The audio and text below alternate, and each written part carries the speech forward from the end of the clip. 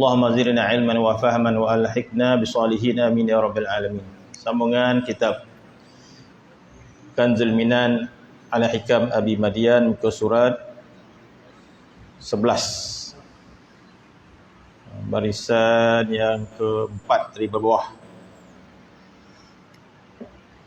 Qala al-muallif rahimahullah wa nafa'ana bi'ulum syadarin amin. Seperti kata Syekh, yakni Syekh Abi Madian radhiyallahu anhu, katanya bil basirati yatahaqqaqul intifa', yaitu sambungan daripada perkataan di atas, yaitu katanya sebelum ini, iyyaka an tamila antumila ila ghairillahi fayaslibuka lazizal munajati. Sambungan daripada kata-kata hikam dari pengarang kitab dengan katanya iyyaka. Dari dalam bahasa Arab ada kata-kata iyyaka dan ada kata-kata alaika. Alaika ke atas kamu, iyyaka kepada kamu. Seperti kita kata iyyaka na'budu wa iyyaka nasta'in. Jadi iyyaka bermaksud kepada engkau. Kita terjemahkan Al-Fatihah dengan kita terjemahkan hanya engkau.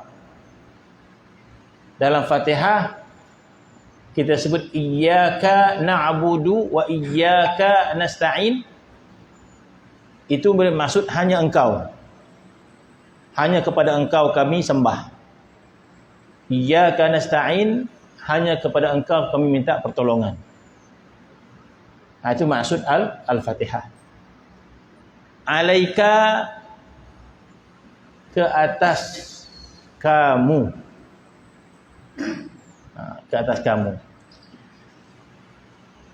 Walaupun dalam Al-Fatihah itu bila kita baca iyyaka na'budu wa iyyaka nasta'in, kita memberikan maksud iyyaka itu hanya engkau kami sembah. Tetapi kalimat iyyaka itu ada makna yang lain. Iyyaka itu ada makna yang lain. Maka kalimah iyyaka lawannya adalah alaika.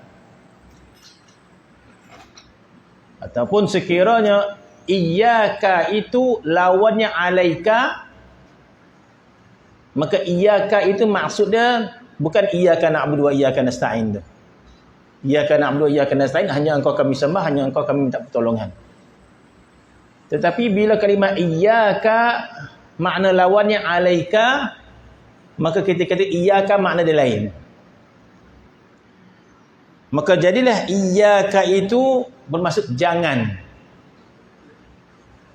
Bermaksud jangan. Kalau dalam Fatihah iyyaka bermaksud hanya engkau.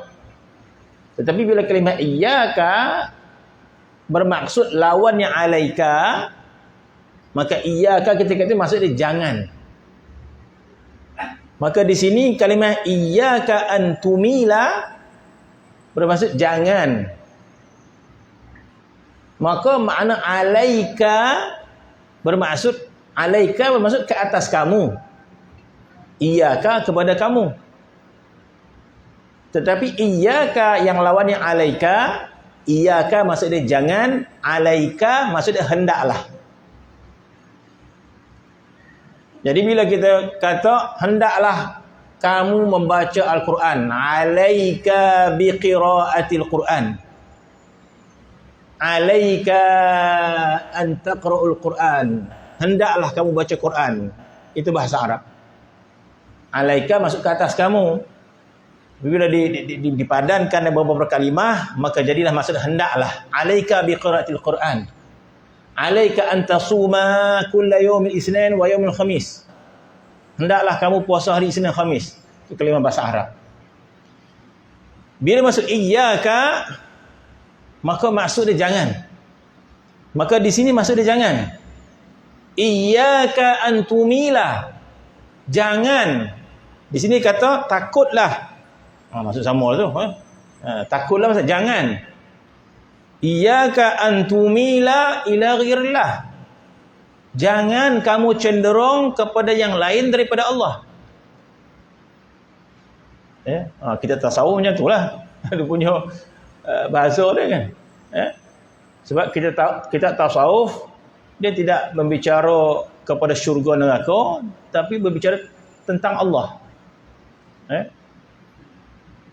Jadi kalau orang minat kita tasawuf, berminat kepada Allah. Itu maksud dia. Sebab kita tasawuf berbicara tentang Allah. Bicara tentang mahabbatullah. Bicara tentang ma'rifatullah. Itu kita tasawuf.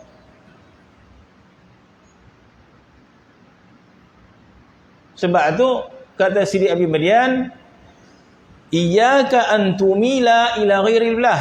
Jangan hatimu cenderung kepada yang lain daripada Allah. Jadi ilmu tasawuf ini sentiasa mengajak kita cenderung kepada Allah, cenderung kepada Allah. Sebab hati kita ini sifat dia macam tu. Sifat akan cenderung pada yang lain. Jadi sentiasalah kita memperingati diri kita. Sama ada kita memperingati diri kita atau kita mendengar orang yang memperingati diri kita tentang kecenderungan kepada Allah. Mengajak orang cenderung kepada Allah, berbicara tentang cenderung kepada Allah, kita dah baca dahulu dah. Bukan, baca di Josih, kitab Syairus Salikin. Iaitu berbicara tentang mahabbatullah, ma'rifatullah ini kena banyak-banyak, katanya. Banyak-banyak. Dan tidak sepatutnya orang itu kata banyak benar dah baca kita tasawuf. Tak, dia kata. Tidak boleh berpandangan sebegitu. Kitab tasawuf ini perlu dibaca sebanyak-banyaknya. Kenapa? Sebab untuk cenderung kepada Allah itu susah. Sebab itu perlu berkatanya setiap hari. Keluar ke masjid kan dah kelain payah.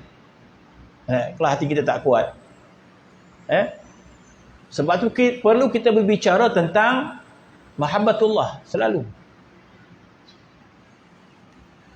Maka kata Sidi Abadian, iyyaka antumila ila ghairillah.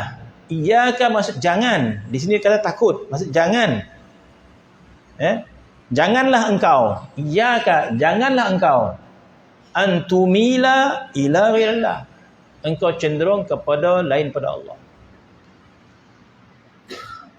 Jadi bermaksud sentiasalah kita muhasabah hati kita. Allah jauhnya daripada Allah Subhanahu wa taala. Kembali kita ingat Allah Subhanahu wa taala. Sehingga manalah tahap kita ingat Allah Subhanahu wa taala ini. Sehingga ulama tasawuf mengatakan tidaklah kita terpandang sesuatu kecuali kita terpandang Allah Subhanahu wa taala. Tahap tahu itulah kita kata. Ingat apa saja ingat Allah kita kata. Sehingga mereka mengungkapkan tidaklah kami melihat sesuatu kecuali kami melihat Allah sebelumnya, Allah selepasnya dan Allah ada padanya. Menggambarkan hatinya sentiasa cenderung pada Allah Subhanahu wa taala. Kuat ingatan pada Allah Subhanahu wa taala. Itu tanda kejayaan kita dunia akhirat. Itulah penyaksian syahadah. Itulah busyra, kabar gembira kepada kita tentang kejayaan kita. Kalau kita ingin tahu kejayaan kita di dunia ini sebagaimana, tak ada surat yang turun daripada langit, tak ada. Nak tunggu surat turun daripada langit, tak ada. Nak tunggu surat malaikat tunjuk, tak ada. Tapi tanda-tandanya adalah hati kita ini sentiasa cenderung pada Allah Subhanahu wa taala. Itu tanda dia. Sentiasa ingat pada Allah Subhanahu wa taala. Maka kata Sidi Abi Badian, iyyaka antumila ila ghairillah. Hati-hati, jangan kamu biarkan hati kamu cenderung kepada yang lain daripada Allah.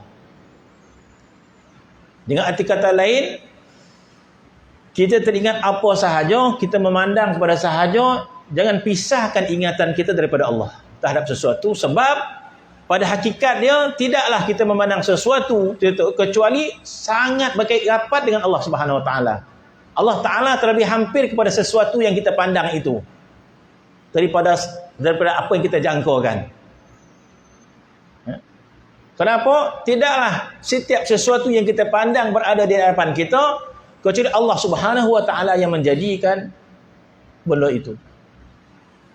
Allah Subhanahu Wa Taala yang mengkehendaki sesuatu yang kita pandang. Oh, cantiknya pandangan ini, warna hijau nampak.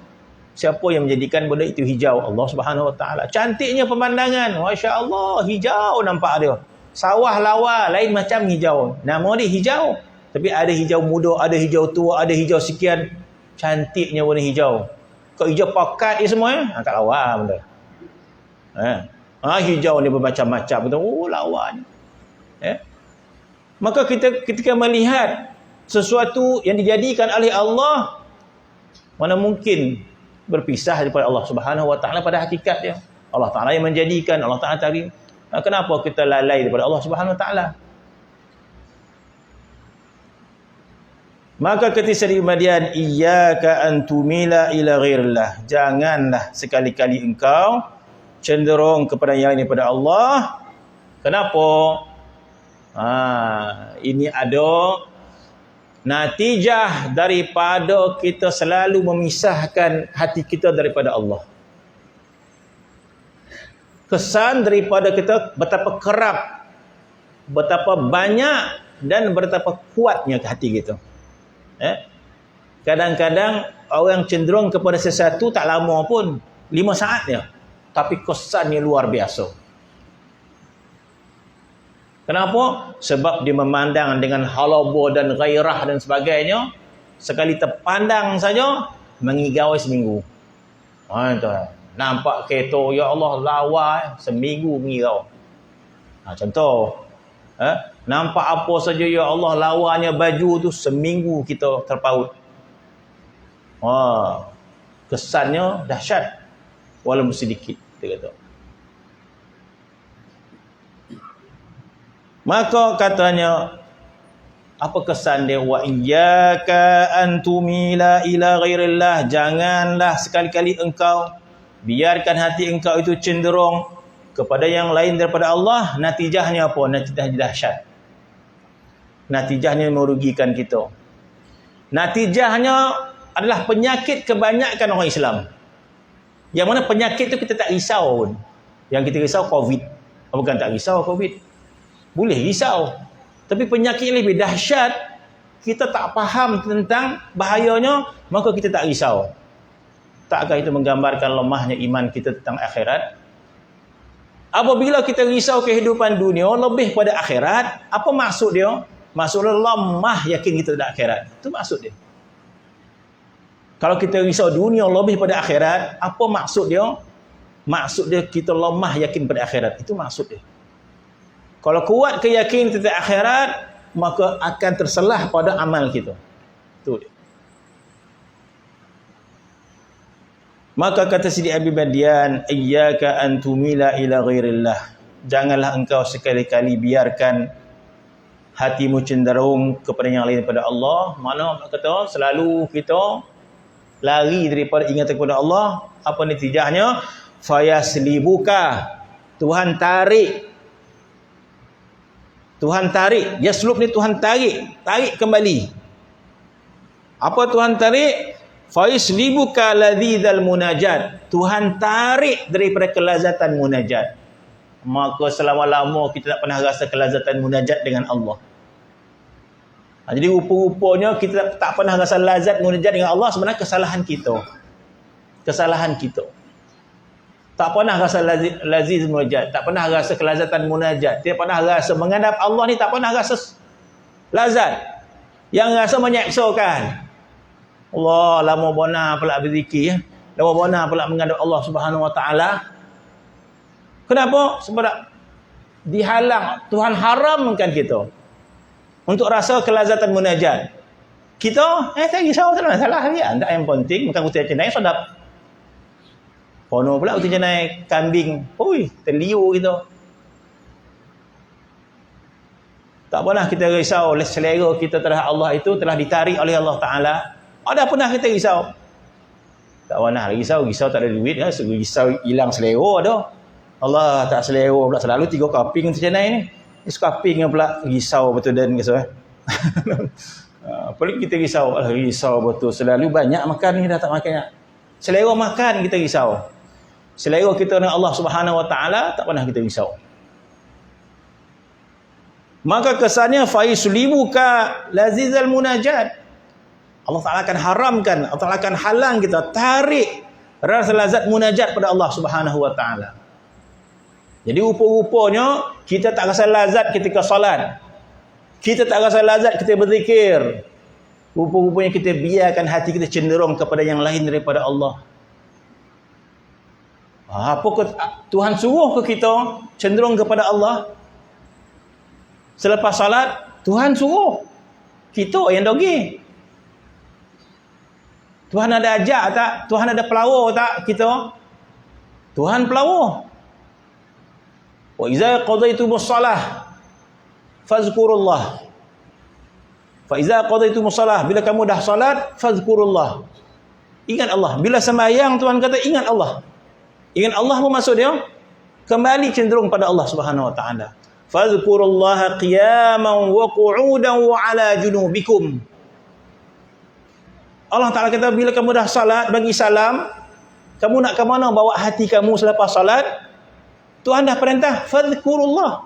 Dalam sembahyang Tuhan suruh sembahyang ingat Allah, lepas sembahyang Tuhan suruh ingat Allah balik. Tapi cara ingat Allah di luar sembahyang tak sama cara ingat Allah di dalam sembahyang.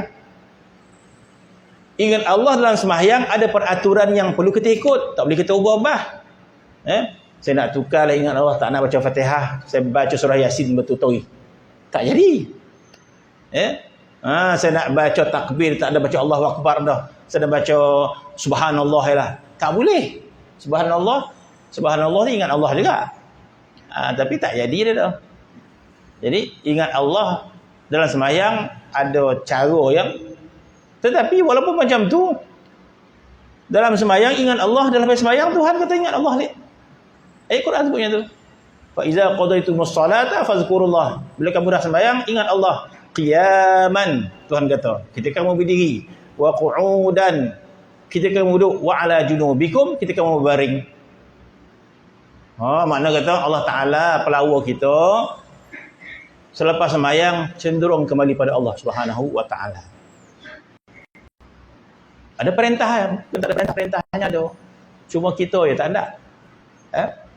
Apatah lagi ulama kata apa hukum berzikir? Hukum zikir sunat.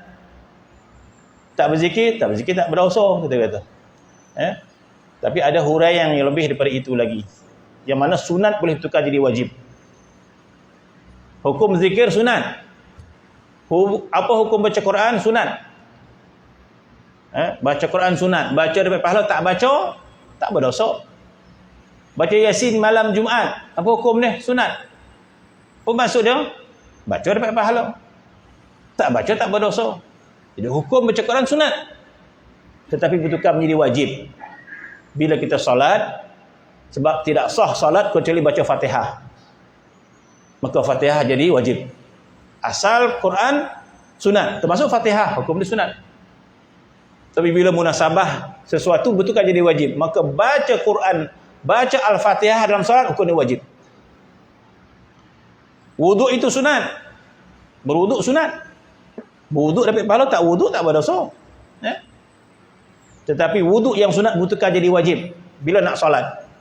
Apa hukum wuduk ketika nak salat? Wajib hukumnya. Tidak sah salat tanpa wuduk. Maka wuduk yang sunat bertukar jadi wajib. Begitu juga zikrullah. Zikrullah sunat. Berzikir dapat pahala, tak berzikir tak berdosa. Tetapi kalau tidak boleh mencapai kesempurnaan hati kecuali dengan zikir, zikir bertukar jadi wajib. Apa kesempurnaan yang wajib pada hati kita? Di antara kesempurnaan yang wajib yang Tuhan tuntut kepada kita iaitu mahabbatullah. Mencintai Allah hukum dia wajib, bukan sunat. Mencintai Allah hukum dia wajib. Dalam Al-Quran Allah Ta'ala ancam. Ada ayat yang Tuhan ancam. Qul, kata Allah, in kana aba'ukum, katakan ya Muhammad kepada umat Islam, sekiranya ayah kamu, anak kamu, isteri kamu, harta kamu, perniagaan yang kamu takutkan ruginya, dan tempat tinggal kamu yang kamu sayangi, ahabba ilaikum minallahi wa rasulih wa jihadin fi sabilih. Kalau semua yang disebut tadi, ayah, anak, isteri, keluarga, rumah, perniagaan, binatang ternakan, itu ahabba ilaikum minallahi wa rasulih, lebih kamu cintai. Apa maksud cinta? Cinta ni hati. Tak ada siapa pun tahu, kita sendiri yang tahu. Tuhan kata ahabba ilaikum minallahi wa rasulih. Semua yang disebut tadi, rumah, perniagaan, binatang ternakan, harta, anak, isteri, Tuhan kata ahabba ilaikum minallahi wa rasulih. Semua yang aku sebut tadi lebih kamu cintai daripada Allah dan Rasulnya, dan berjihad pada jalannya. Fatarabbasu, Tuhan kata, siap kamu. Ini Tuhan ancam, siap kamu. Macam kita kata orang, kau buat Cina, siap kau. Maksud sesuatu lah dia nak buat. Allah kata fatarabbasu, siap. Hatta yati Allah bi-amri, Tuhan akan datangkan balon dan sebagainya. Maka jadilah mahabbatullah ini wajib, bukan sunat. Mencintai Allah melebihi yang lain itu hukum dia wajib, bukan sunat. Bukan pilihan. Berdasarkan Al-Quran itu. Sebab Tuhan ancam kita, fatarabbasu.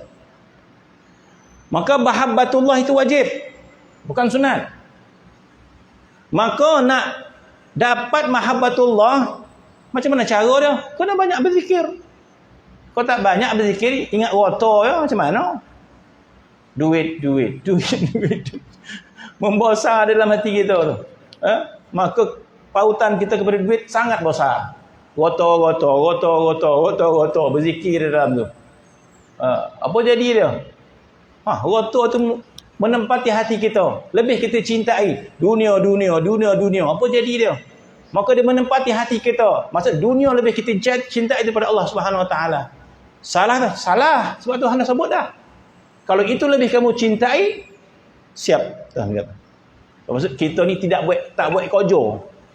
Bermaksud kita hidup dunia kita tak buat kojo. Kita tidak berusaha. Sedang kita boleh berusaha. Kita tak nak usaha. Macam mana nak capai mahabbatullah? Kena banyak berzikir. Maka berzikir yang sunat jadi wajib. Sebab tak akan dapat kita mahabbatullah yang wajib itu kecuali melalui zikir yang banyak. Zikir itu betul-betul jadi wajib. Itu kepahaman dia. Itu menepati kaedah usul fiqh. Kalau orang belajar ilmu usul fiqh, ada kaedah ma la yatimul wajib illa bihi fa huwal wajib. Kalau tidak sempurna satu kewajiban kecuali dengan benda itu, maka benda itu jadi wajib. Itu kaedah usul fiqh. Kenapa wuduk jadi wajib? Sebab ma la yatimul wajib illa bihi. Tidak akan sempurna solat yang wajib kecuali dengan wuduk yang sunat itu, maka wuduk yang sunat itu betul-betul jadi wajib. Maka itu kaedah usul fiqh. Sebab itu sebagian ulama, apa hukum bertasawuf? Ada ulama kata sunat, nak bertasawuf, tak nak tasawuf, pulang.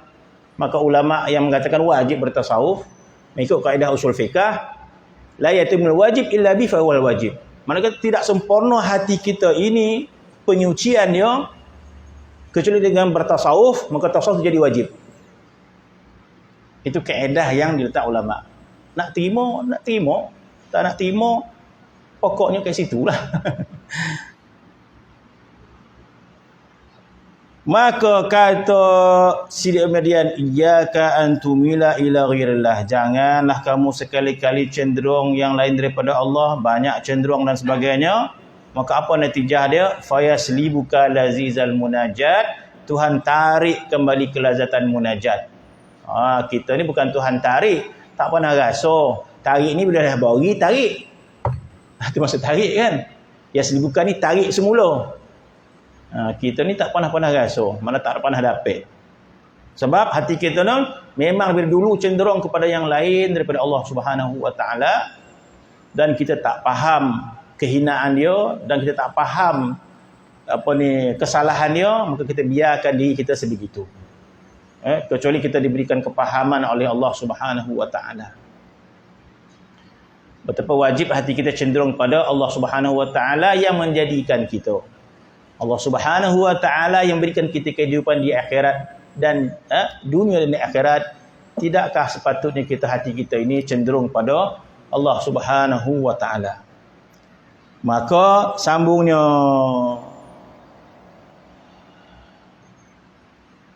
maka cenderung hati kepada Allah itu bagaimana?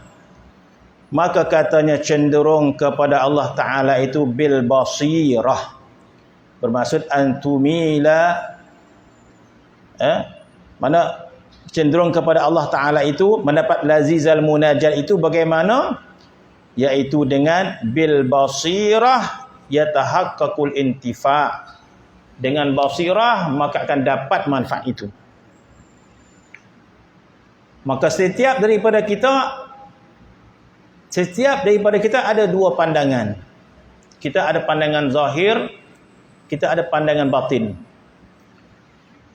Setiap orang ada pandangan. Pandangan zahir, mata kasar kita.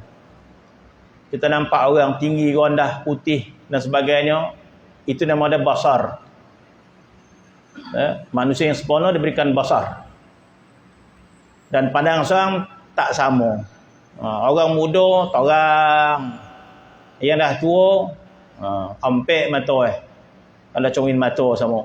Semakin lemah dan sebagainya. Itu basar kita. Ada yang jelas, ada yang kurang. Satu lagi kita ada mata basirah nama dia. Basirah. Di antara mata basar dengan mata basirah, mata basirah ini sangat luar biasa. Mata basirah sangat luar biasa berbanding mata basar. Kenapa kita kata mata basirah ini sangat luar biasa berbanding mata basar? Kerana mata basar kita ini dia akan mengarah kepada semakin lemah, semakin lemah, semakin lemah. Jarang kita dengar orang tu bila umur 70 ada ubek dia makan, orang macam umur 20. Oh, tak ada. Sebagian saya perhati kat mata ni. Umur 10 tahun, 11 tahun, 12 tahun. Punya torang mata ni. Tuan-tuan perasan mungkin. Saya perasan. Punya torang mata ketika itu, kita tak pernah tengok lampu pecah cahaya. Kan sekarang ni kita tengok lampu pecah hampir, pecah 6, pecah 8. Ada orang tahu tak nampak pecah dah. Nampak kabur. Nampak pecah tu okey lagi. Dah masuk tingkatan menengah, kita nampak kenapa lah pecah lampu ni. Malam-malam nampak lampu tu pecah. Pecah hampir tu. Tak pernah masuk sekolah rendah tak nampak, tak pernah. Oh tahulah mata dah tua dah. Nampak lampu walam pecah lampu tu. Nampak. Lampu tu macam-macam lah. Bermaksud bila mata dah lemah, sukar kita nak kembali kuatkan dia. Oh, kalau ada ubek, saya pun cuba, semua ubek saya cuba. Ada ubek nak boleh torang, Bali. Tak ada mana dah. Bali mana torang mata tak mahu. Jadi maksud, keadaan mata basirah ini, dia akan semakin lemah, semakin lemah, semakin lemah, semakin lemah. Adapun mata basirah kita ini, Masya Allah. Mata basar ini bila-bila masa kita boleh torangkan dia. Dia tak ikut umur. Mata basirah kita dah tak torang dah. Dah umur 50 tak torang. Umur 60 boleh tak torangkan balik? Boleh torangkan balik mata basirah. Orang umur 60 tahun. Orang umur 70 tahun boleh tak torangkan balik mata? Boleh torangkan balik. Mata basirah orang umur 70 tahun lebih torang daripada mata basirah umur 40 tahun. Boleh tak? Boleh. Itu nama mata basirah. Mata basirah kita boleh torangkan, dia tak ikut umur. Allah Ta'ala bermaksud kenapa? Kenapa mata basar itu semakin lemah, semakin tak torang, sedangkan mata basirah kita tidak ikut umur. Di situ kita dapat faham dah. bahawa Allah Ta'ala lebih memuliakan mata basirah daripada mata basar. Sebab mata basar ini boleh dijadikan sempurna, walaupun umur dah 70, boleh disempurnakan, boleh digilap. Nak tak anda ya?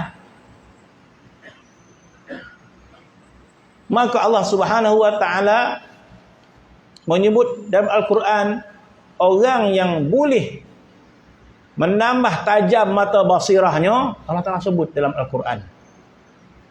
Maka ulama letakkan untuk membersihkan, menajamkan mata basirah kita dengan zikir dan fikir. Kena banyak berzikir, kena banyak berfikir. Allah Ta'ala sebut macam tu dalam Al-Quran. Ayat dia Allah Ta'ala berfirman, Inna fi khalqis samawati wal ard wa ikhtilafil laili wan nahar la ayatin liul albab. Ulil albab, ulil absar sama maksud dia. Ulil albab, ulil absar sama. Ulul albab, ulil absar sama. Maksud dia sama. Ulul albab orang yang punya mata hati. Ulul absar orang yang punya mata basirah. Maka mata basirah itu adalah orang yang memikirkan alam, langit, bumi, siang, malam. Maka dia mengenali Tuhan dia. Dapat faham Allah Subhanahu wa Ta'ala. Hebatnya Allah Subhanahu wa Ta'ala. Kemudian, la ayatin ulil albab. Semua itu menjadi tanda kepada orang yang ada ulil albab. Ulama kata ulil albab, ulil absar, makna yang sama. Ulil absar orang yang punya mata basirah. Ulil albab orang punya mata hati. Jadi mata hati dengan mata basirah makna yang sama. Siapa orang ulil albab? Allah Ta'ala sebut dalam Quran, alladzina yadhkuruna Allaha qiyaman wa qu'udan wa 'ala junubihim. Orang ulul albab atau ulul absar itu adalah mereka yang berzikir kepada Allah, alladzina yadhkuruna Allaha qiyaman. Mereka yang berzikir kepada Allah. Bermaksud orang yang berzikir kepada Allah, yang mana orang yang cenderung hatinya kepada Allah. Tidaklah makna zikir kepada Allah kecuali hati kita cenderung pada Allah Subhanahu wa Ta'ala. Itu maksud dia. Bila kita menyebut Allah, bermaksud hati kita cuba nak cenderung pada dia. Zikir maksud ingat. Zikir maksud ingat. Alladzina yadhkuruna Allah qiyaman wa qu'udan wa 'ala junubihim. Mereka yang berzikir kepada Allah ketika berdiri, ketika duduk, ketika berbaring. Wa yatafakkaruna fi khalqis samawati wal ard. Dan mereka juga gunakan pemikiran mereka kepada langit dan bumi untuk melihat kekuasaan Allah Subhanahu wa Ta'ala. Wa yatafakkaruna fi khalqis samawati wal ard. Rabbana ma khalaqta hadza batilan subhanaka. Maka orang yang sebegini banyak zikirnya, banyak fikirnya kepada Allah, maka akan ada ulil albab, ada ulil absar, dan mata basirah dia semakin terang. Mata basirahnya semakin terang.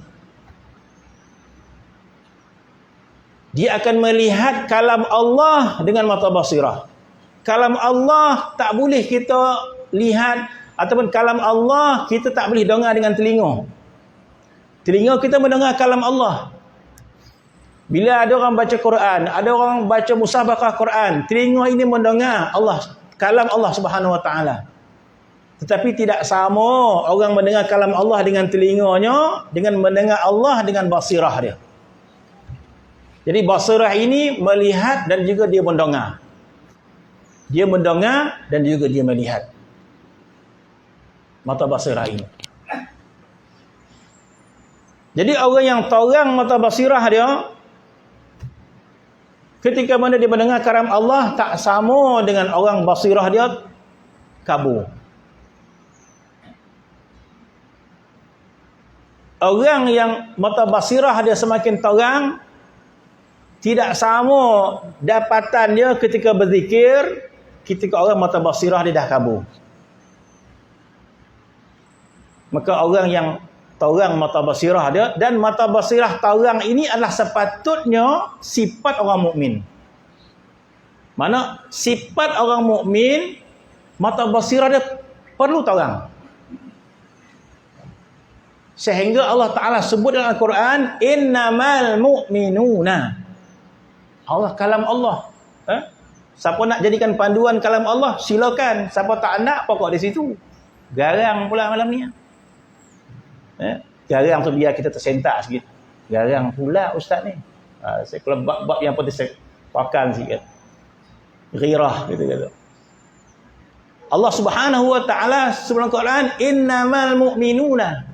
Hanya sahaja orang mukmin tu. Jadi mata basirah ni adalah sifat orang mukmin. Jangan kita kata tak apalah ada malih tak payah dah tahu jelah. Tak. Sehingga Allah Taala gunakan sifat mukmin tu hanya sahaja. Innama ni maksud hanya sahaja. Bila Tuhan kata hanya sahaja ataupun Nabi sebut hanya sahaja, bermaksud sifat yang lain tu bukan mukmin lah tu. Entah mukmin apa pun tak tahulah. Bila Nabi kata innamal mu'minuna ikhwatun, hanya sahaja orang mukmin itu bersaudara. Ini yang kelahi ni, entahlah tu mukmin apa tak tahulah. Sebab Nabi dah sebut macam tu. Sebab tu kita tak boleh nak berkelahi. Sebab kita pilih juga untuk berkelahi, kita nak pakai kalam Nabi ke kalam kita.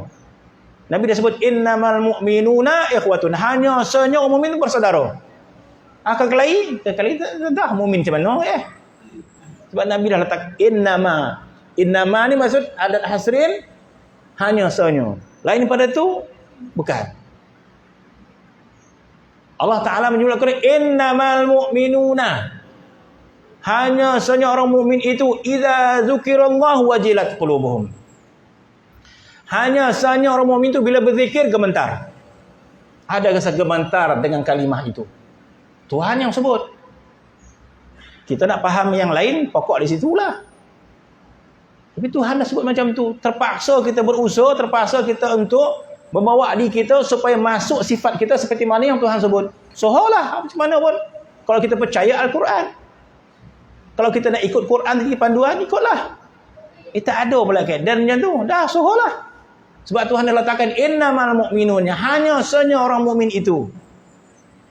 Idza zukirallahu wajilat qulubuhum, bila menyebut nama Allah gemetar. Wa iza tuliyat alim ayatuna, bila dibacakan ayat-ayat kami, maknanya bila dibacakan Al-Quran, zadatuhum imana, bertambah iman dia. Baca Quran, masya-Allah, bertambah iman, suka dengan Al-Quran. Siapakah orang yang gemetar ketika berzikir? Siapakah orang yang bertambah iman ketika mendengar Al-Quran? Orang yang ada mata basirah. Orang yang ada mata basirah. Orang yang ada mata basirah ni bukan kira orang Arab tak Arab. Orang Arab yang mungkin faham kalimah Al-Quran tersebut, kalau dia tak ada mata basirah, dia dengar Quran macam tu saja. Orang Arab boleh dia faham makna Quran itu, dia faham bahasa Fatihah pun dia faham, Ar-Rahman tu dia faham. Tapi kalau dia tak ada mata basirah, dia mendengar Quran tidak mendapat manfaat dia. Sebaliknya kita orang ajam, kita ni orang ajam, bukan orang Arab. Kita tak faham pun patah-patah Quran itu. Tetapi sekiranya kita ada mata basirah, kita dengar Quran, mungkin saja boleh menitiskan air mata kita. InsyaAllah. Menitih mata kita dah. Kau faham ke? Entah. Tak faham lah. Tapi dia baca Quran dia menitik air mata rasa. Kenapa? Sebab mata basirah gitu. Itu yang Allah Ta'ala sebut Al-Quran. Jadi jadilah basirah ini sifat yang dituntut oleh Allah Subhanahu Wa Ta'ala. Kita tak ada pilihan. Maka di antara yang melemahkan mata basirah kita, disebabkan kita ini banyak cenderung kepada yang lain daripada Allah Subhanahu Wa Ta'ala dalam kehidupan kita. Maka jadi tumpul mata basirah kita. Maka bila berzikir, kita tak rasa apa pun. Rasa latih, rasa muak gitu. Maka tidak ada mata basirah dia. Maka dikatakan bil basirah yatahaqqaqul intifa', yakni dengan mata hati, mata basirah, tahqiqlah segala manfaat di dunia dan di akhirat. Masya Allah, bermaksud kata bila kita telah memiliki hati yang punya basirah, dia menjaga dunia kita dan akhirat kita. Kenapa kita kata menjaga dunia kita? Sebab kita dipandang mulia oleh Allah Subhanahu wa taala. Orang yang punya mata basirah dimulia oleh Allah Subhanahu wa taala. Mulia kita dunia, mulia kita akhirat. Dan Allah Subhanahu wa taala menyebut dalam Al-Quran satu ayat yang khusus Tuhan tujukan kepada hati. Jaga hati, jaga hati, jaga hati, jaga hati. Maka Allah Taala mengatakan dalam Al-Quran, yauma la yanfa'u malun wala banun illa man atallaha biqalbin salimin. Yauma la yanfa'u malun wala banun, hari akhirat itu tidak manfaat lagi harta dan anak pinak, tak manfaat lagi lah, illa kecuali orang yang mati. Kecuali orang yang mati sampai ke akhirat nanti. Kita takkan sampai ke akhirat kecuali kita mati. Illa man atallaha, kecuali orang yang bertemu dengan Allah akhirat nanti. Apa maksud bertemu Allah akhirat ni? Bermaksud ketika kita mati itu. Apa nak buat? Bermaksud kecuali orang yang bertemu dengan Allah biqalbin salimin, dengan hatinya yang salim. Akhirat itu tidak manfaat harta dan anak pinak kecuali orang yang bawa hatinya. Jadi bermaksud hati ini amanah kita. Jadi Allah Ta'ala bagi kita pisau, Allah Ta'ala bagi kita buah. Pokok kita lah nak kupeh ke tak nak kupeh. Diperintahnya kita kupeh betul-betul, jangan ada kulit sikit langsung. Pisau ada kat kita, pokok adik kita. Ya. Kita nak kupeh betul-betul, nak kupeh. Begitulah apa kita kata, begitulah kuasa kita terhadap hati kita ni. Begitulah kuasa kita terhadap hati kita ini. Umpama kita diberi pisau, diberi buah, orang tu kau kupeh lah betul-betul. Kalau kita nak kupeh betul-betul, padahal kalau kupeh tak betul, memang salah kita. Kenapa kau tak kupeh betul-betul pula? Malih dia kata. Sebab apa pula? Dan kulit benda makannya kata dia. Dia tak nak. Orang tu suruh elok-elok. Begitulah hati kita ni. Maksudnya kalau kita mati tidak membawa hati yang sempurna, memang kita nak macam tu. Kita nak macam tu. Kita yang tak nak menyempurnakan hati kita ini. Kita sendiri tak nak. Maka Allah Ta'ala kata, dah sempurnakan hati engkau itu. Kerana apa? Sebab akhirat itu tidak manfaat. Malu wala banun. Illa kecuali man atallaha biqalbin salim. Kecuali orang bertemu Allah bawa hati yang sejahtera. Hati min salimin. Jadi apa maksud hati yang sejahtera? Sudah pasti hati sejahtera kecintaannya kepada Allah. Sejahtera cintanya kepada Rasulullah. Sempurnanya hati mereka daripada sifat-sifat mazmumah. Sempurnanya hati mereka dengan sifat-sifat mahmudah. Dah kita hiasi hati kita. Jalannya ada. Allah Ta'ala bagi jalan. Jalannya ada. Bukan tak ada jalan. Kita yang tak ada. Ada jalan kau ke depan tu? Ada. Ada 5 jalan. Pergilah. Biarlah Kang pergi. Malih ada rasa. Jadi bukan tak ada jalan, dia ada. Jalan dia. Allah Ta'ala menyebut dalam surah Al-Insan, inna hadainahu sabil imma syakiran wa imma kafura. Kami tunjukkan mereka jalan, nak syukur ke nak kufur. Bermaksud Allah Ta'ala tunjuk kita jalan, nak taat ke tak nak taat. Kita tahu jalan taat, bukan tak tahu. Habis malih dah. Maka bil basirah yatahaqqaqul intifa', dengan mata basirah itu maka tahqiqlah segala manfaat dunia dan di akhirat. Dunia juga kita dapat manfaat. Allah Subhanahu wa taala memberikan pertolongan khusus kepada orang yang bertakwa. Jadi tidaklah orang itu bertakwa kecuali hatinya sempurna. Maka Allah Ta'ala mengatakan Al-Quran, man yattaqillah yaj'al lahu makhraja. Allah Ta'ala yang sebut. Wa yarzuqhu min haitsu la yahtasib. Wa man yatawakkal 'ala Allah fa huwa hasbuh. Man yattaqillah, barang siapa bertakwa kepada Allah, yaj'al lahu makhraja. Tuhan akan jadikan kepada jalan keluar kepada segala masalah dunia dan akhirat. Allah Ta'ala yang sebut macam tu. Man yattaqillah yaj'al lahu makhraja.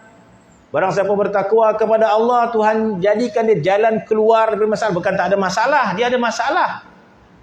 Tapi ada masalah, ada penyelesaian. Ada masalah, ada penyelesaian. Supaya kita faham bahawa kita ada Tuhan yang menyelesaikan masalah kita. Kalau tak ada masalah, tak tahu kita Tuhan yang boleh menyelesaikan masalah. Bila kita ada masalah, diselesaikan, bermaksud Allah Ta'ala menyelesaikan kita. Tetapi masalah kita Tuhan jadikan jalan keluar penyelesaian dia. Itu janji Allah Subhanahu Wa Ta'ala. Man yattaqillah yaj'alhu makhraja. Barang siapa bertakwa kepada Allah, Tuhan jadikan jalan keluar. Sama ada masalah dunia, masalah alam barzah, apa tadi masalah akhirat. Umum ayat itu umum, makhraja ni umum. Tuhan tak kata makhrajat dunia. Tuhan tak kata jalan keluar dunia, jalan ke akhirat, umum. Tuhan akan menyelesaikan masalah kita dunia dan akhirat. Man yattaqillah yaj'alhu makhraja. Barang siapa bertakwa, Tuhan jadikan jalan keluar. Wa yarzuq min haitsu la yahtasib. Tuhan bagi rezeki dengan keadaan dia tak sangka-sangka rezeki itu datang dengan jalan tu. Kita ada rezeki kita yang kita congak, jual karipap, jual nasi lemak, jual ni ada dapat dia. Tapi orang bertakwa, Tuhan yang sampaikan rezeki pada dia dengan jalan yang pelbagai. Satu. Kemudian wa man yatawakkal 'ala Allah. Barang siapa bertawakal bergantung kepada Allah. Tidaklah orang itu bertawakal bergantung kepada Allah kecuali mata basirah dia melihat kepada kekuatan Allah Subhanahu Wa Ta'ala. Kecuali ada mata basirah. Maka dengan mata basirah kita, maka kita sangat bergantung pada Allah Subhanahu Wa Ta'ala. Maka Tuhan mengatakan apa? Wa may yatawakkal 'ala Allah fa huwa hasbuh. Barang siapa hatinya kuat bergantung kepada Allah, cukup. Cukup Tuhan kata. Ni duit nak cari mana? Ni nak cari mana? Tak cukup. Siapa yang sebut? Allah Ta'ala mengatakan, wa may yatawakkal 'ala Allah. Bersiapa hatinya kuat bergantung kepada Allah, fa huwa hasbuh. Cukup Tuhan kata. Cukuplah Allah itu, cukup. Pandailah Tuhan nak menyelesaikan kita. Allah Ta'ala yang sebut macam tu. Jadi bermaksud mata basirah ini faedah untuk kita. Maka dikatakan bahawa dengan tahqiqnya mata hati ini, tahqiqlah segala manfaat dunia dan akhirat. Dunia akhirat. Mana kita sempurnakan hati kita ini, bersihkan dia, sempurnakan kita, maka selamat kita dunia akhirat. Tapi tak jadi orang mendakwa ya. Kau nampak dia tak semayang ni, tapi mata basirah ni tajam ni. Tu pembongak nama. Tak pergi masjid pula, nampak tak pergi. Tajam mata basirah ni kata. Tu pembongak nama. Jadi kalau orang tu mata basirah dia kuat, sudah pasti taat dia lebih kuat. Akhlak dia baik dan sebagainya. Terselah pada akhlaknya, dia kata. Kau nampak macam ni orang menipu ni, tapi mata basirah ni kuat ni. Tak ada tu. Jadi saya pastilah mata basirah itu menatijahkan yang baik, kita kata. Maka dengan mata hati itu tahqiqlah segala manfaat dunia dan di akhirat, yakni sebenar-benar dapat manfaat itu dengan mata hati. Kita islahkan hati ini. Sebab tu ulama kata, barang siapa islahkan hatinya, Tuhan akan islahkan luarnya. Ada kata-kata ulama, barang siapa sibuk mengislahkan dalaman dia, maka Tuhan akan islahkan luar dia.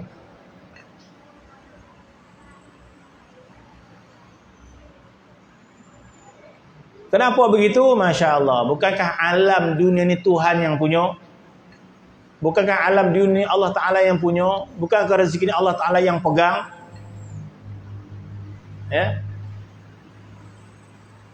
Dan apakah bila Tuhan berkenan, macam mana Tuhan nak berkenan dengan kita? Tuhan berkenan kepada kita bila hati kita ini baik.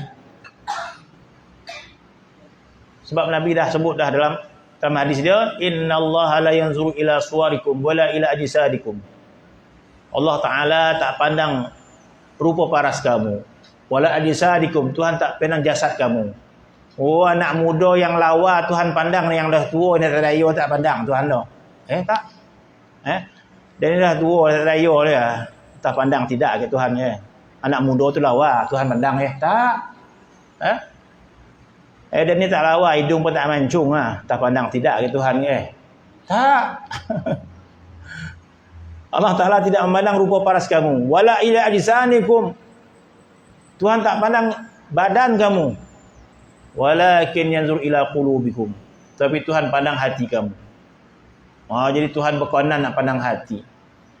Jadi apa jadi kalau Tuhan berkenan dengan kita? Masya-Allah kita kata. Sudah pastilah Allah Subhanahu wa taala menjaga dunia kita dan menjaga akhirat kita. Kerana faedahnya bagi hati, mata hati, kepala bagi tubuh. Mana hati ini kepala dia bagi tubuh badan kita ni. Dialah chef dia. Kan? Sebagaimana hadis hijrah kan. Malam tadi ceramah hijrah tak sampai baca hadis tu. Innamal a'malu binniyat wa innamal likulli imri'in ma nawa.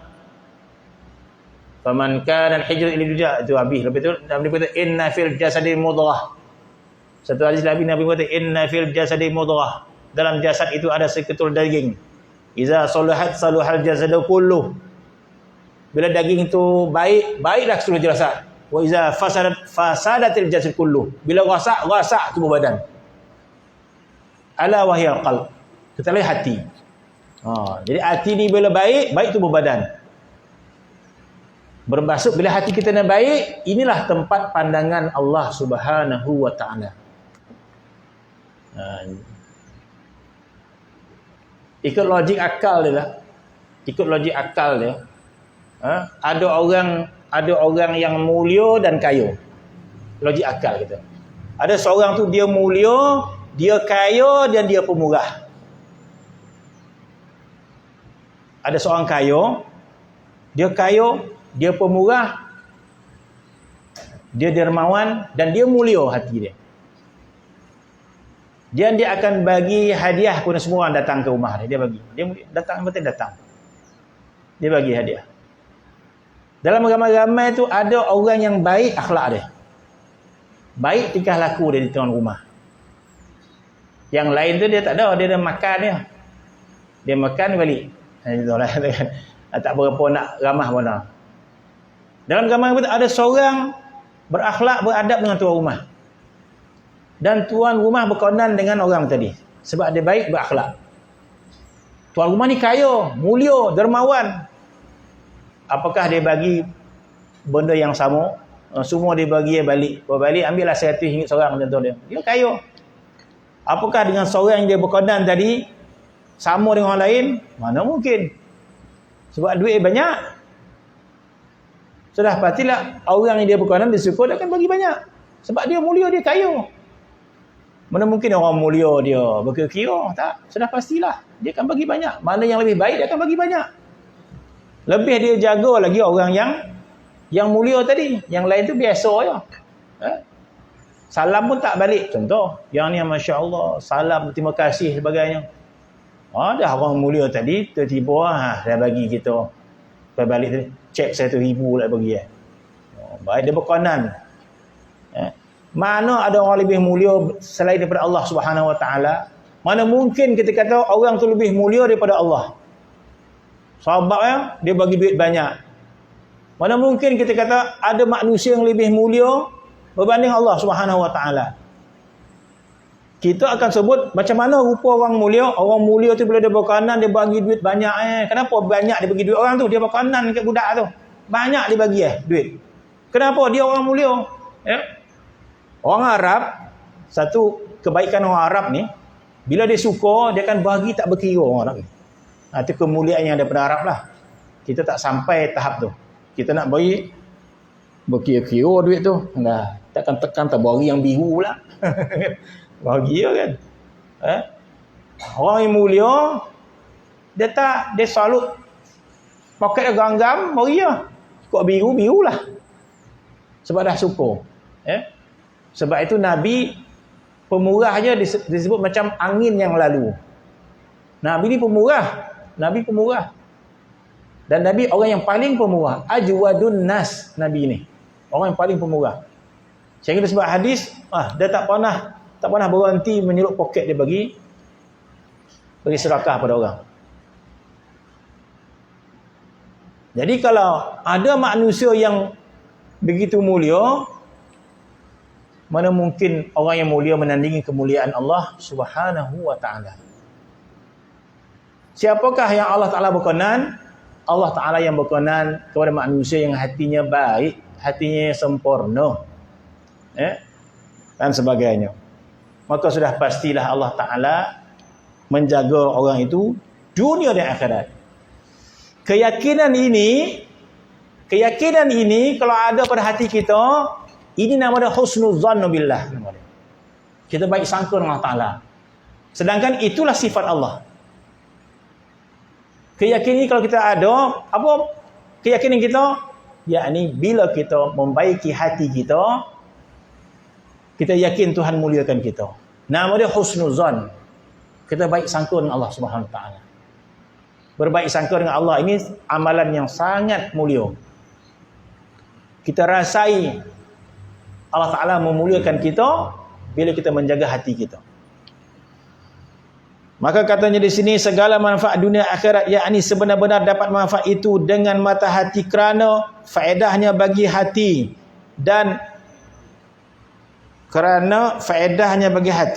dan mata kepala bagi tubuh badan. Hati itu adalah kepala, ketuanya jua. Maka tiap-tiap yang buta hatinya buta bila dengar Quran tak memberi kesan, bila berzikir dia tak suka, hatinya mula buta. Bahaya. Jadi kalau hati kita buta, silalah kita risaukan serisau-risaunya. Sebagaimana kita risau musibah pada tubuh badan kita. Tak lalap tidur kita. Maka sepatutnya sebegitu. Maka tiap-tiap yang buta mata hati, tiada kuasa mengambil manfaat. Tiada kuasa mengambil manfaat perjalanan kepada Allah Subhanahu Wa Taala seperti orang yang tiada mata kepala, tiada dapat berjalan. Bermaksud bila mata hati kita ni buta, tak dapat kita menghampirkan diri kepada Allah. Berjalan kepada Allah maksudnya kita menghampirkan diri pada Allah Ta'ala, termasuk berjalan kepada Allah. Bagi orang yang punya keinginan untuk hampir kepada Allah, maksud itu perjalanan kepada Allah Subhanahu Wa Ta'ala, maka dia tidak mampu berjalan kepada Allah Ta'ala, tak mampu meningkat kepada Allah Ta'ala. Kenapa? Sebab butanya mata hati. Maka sepertilah orang yang buta kepala dia, mata kepala dia, tiada dapat perjalanan yang dimaksudkan, tak sampai, lambat sampai dan sebagainya. Maka ubatkanlah olehmu akan buta mata hatimu dengan celak ketaatan, dan berpeganglah olehmu pada mengetahui celak yang baik daripadanya dengan mengikut tayyib ahlin nihayah. Wallahu ta'ala alam. Tak jumpa titik kan baca habis nak titik kan tak habis-habis. InsyaAllah sampai situ kita sambung lagi. Wallahu ta'ala alam. Bismillahirrahmanirrahim.